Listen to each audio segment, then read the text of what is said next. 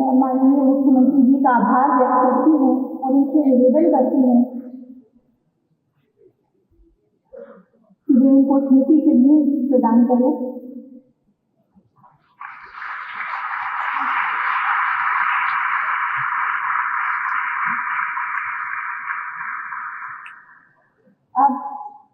माननीय मुख्यमंत्री, आज का दिन आप लोगों के लिए बिल्कुल स्मरणीय होगा।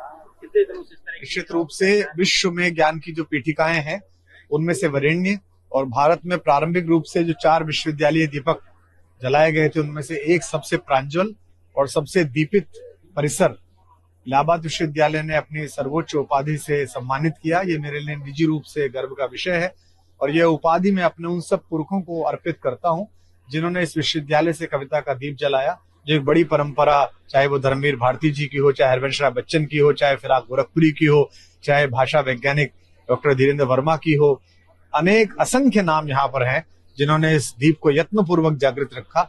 मैं उसी दीप श्रृंखला का एक छोटा सा स्वर हूँ, तो मैं उन सब अपने पुरखों को तर्पण के रूप में ये उपाधि सौंपता हूँ।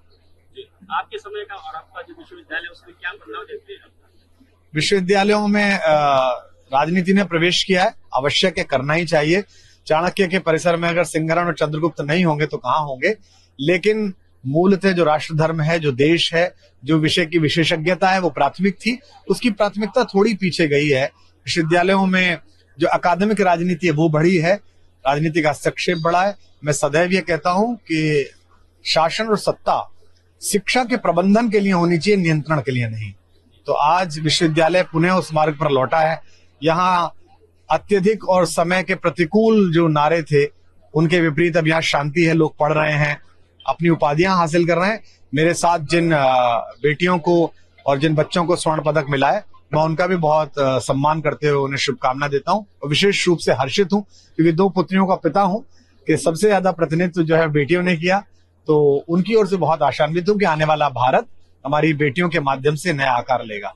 बहुत धन्यवाद। मुख्यमंत्री जी ने कहा कि विश्वविद्यालय से ही युवा निकलने चाहिए और राजनीति का प्रतिनिधित्व होना चाहिए, युवा संसद की बात की। आज मुख्यमंत्री जी का उद्बोधन 4 भागों में बटा हुआ था। एक अभिभावक, प्रदेश के प्रशासनिक मुखिया के रूप में, एक गोरक्षपीठ के अधिकारी आचार्य के रूप में जिसमें धर्म की संस्थापना पर जोर था, एक आने वाले कल के भवितव्य के नेता के रूप में जो विश्व की समस्त गतिविधियों को समेटे हुए था, और एक अपनी पार्टी के नेता के रूप में। तो उन्होंने चारों प्रकार से अपने भाषण को संयोजित करते हुए युवाओं को प्रेरित किया और मुझे विशेष रूप से शुभकामनाएं दी, जिसके लिए मैं उनका आभार व्यक्त करता हूँ।